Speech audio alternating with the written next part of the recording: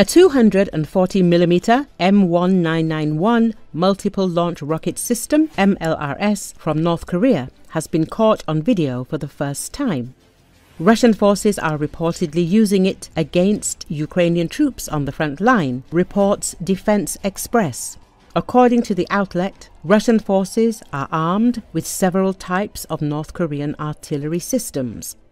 However, the M1991 system, North Korea's counterpart to the Soviet-made Uragan, had never been caught on camera until now.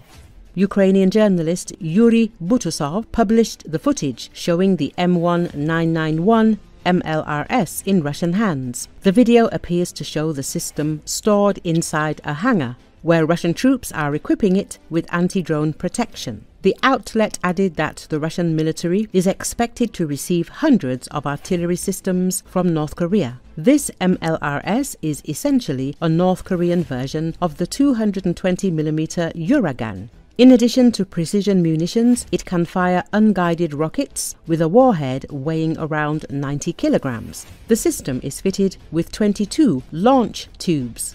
Earlier, Forbes reported that North Korea may have transferred M1991 systems to Russia. According to the publication, the North Korean military stores its M1991 launchers in mountain bunkers along with the demilitarized zone between North and South Korea.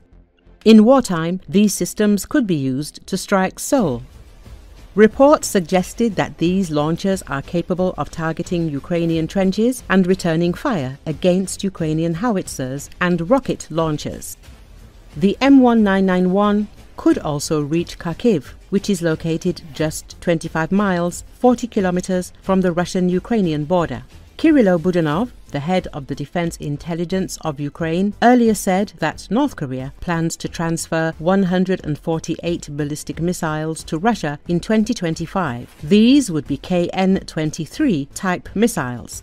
Budanov also said that Russia has significantly increased shell production, in part due to the supply of North Korean munitions. He claims that 50% of the artillery shells used by Russian forces are now of North Korean origin. North Korea has earned an estimated $20 billion in economic benefits through its military support for Russia's war in Ukraine, according to a South Korean think tank, underscoring the windfall Pyongyang has received from providing troops, weapons and ammunition. In the report published earlier this month, the ROK government-funded Korea Institute for Defense Analysis assessed that North Korea has reaped the most from sending munitions and supplies, estimating its earnings at some $19.2 billion. Pyongyang has also earned another $630 million from technology transfers and $280 million from manpower contributions, according to the report. Андрюха, привет. Смотри, делаем сами, грубо говоря. Это первый корейский ураган.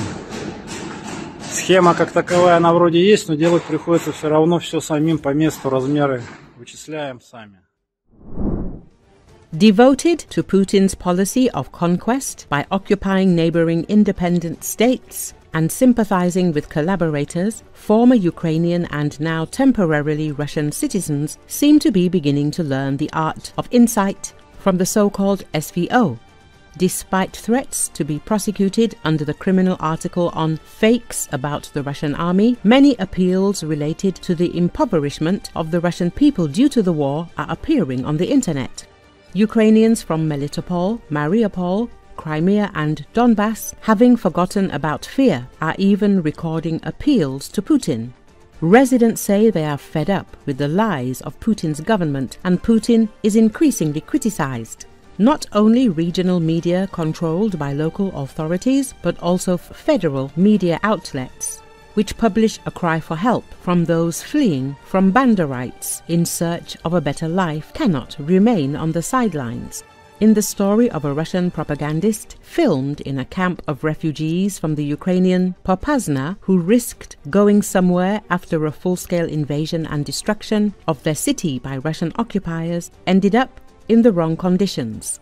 Now all that remains is disappointment after such a liberation of Donbass by the Russian world, Earlier, media reported that the Russians declared thousands of houses in Mariupol abandoned, although in fact this housing belongs to Ukrainians who died or became refugees during the siege of this city 3 years ago. It is worth noting that the Russian authorities have wanted to get their hands on the housing abandoned by Ukrainians for a long time. Thus, in the summer of 2024, the local administration recognized about 5,700 houses or apartments as ownerless and therefore subject to seizure. According to an investigation by BBC journalists, the vast majority of these apartments or private houses belonged to Ukrainian citizens who died in Russian bombing in 2022 or fled the city. By the way, according to the calculations of the international organization Human Rights Watch, at least 8,000 residents of Mariupol died as a result of the bombings by the Russian armed forces. According to documents analyzed by BBC Verify, in addition to the 2,200 apartments, more than 3,500 residential properties are being prepared for forced nationalization and are listed as potentially confiscated, that is, ownerless. In fact, the Russian authorities require registration under Russian law, but residents of Mariupol with Ukrainian passports who left the city simply cannot do this. Residents of the temporarily occupied Mariupol district heard explosions on the night of April the 18th. It turned out that drones attacked the occupiers' base in the village of Nikolskoye.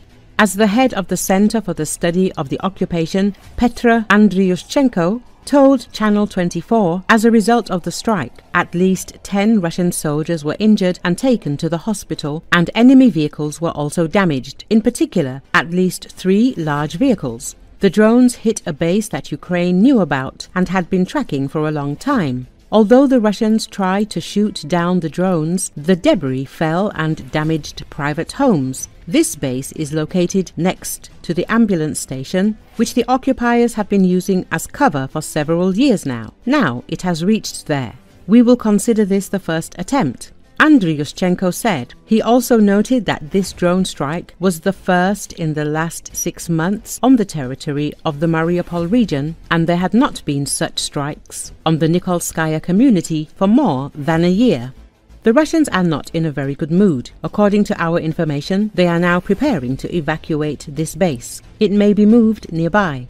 We know where there are a large number of occupiers. The base may be moved there, added the head of the Center for the Study of Occupation. Recall, Russian military base was hit in the temporarily occupied village of Mykilske, located near Mariupol. Sources do not say whether it was a deliberate attack or the result of a Russian air defense error. But the result is excellent. Andriushchenko said, "We almost reached the apartment of the traitor Klimenko, the one who is currently engaged in mobilization in the Nikolske community. But it's okay, there's more to come. Unfortunately, no fatalities yet. Again, there's more to come," the head of the Occupation Study Center reported. The traitor mentioned by Andriushchenko is most likely Alexei Klimenko, who is accused of a crime under Part 5 of Article 111-1 of the Criminal Code of Ukraine, collaborationism, voluntary occupation of a position in illegal authorities. Among the known positions the traitor held is head of the Housing and Architecture Department of the so-called Volodarsky District Administration of the DPR. Within the framework of the criminal case, Klimenko has been summoned to court several times.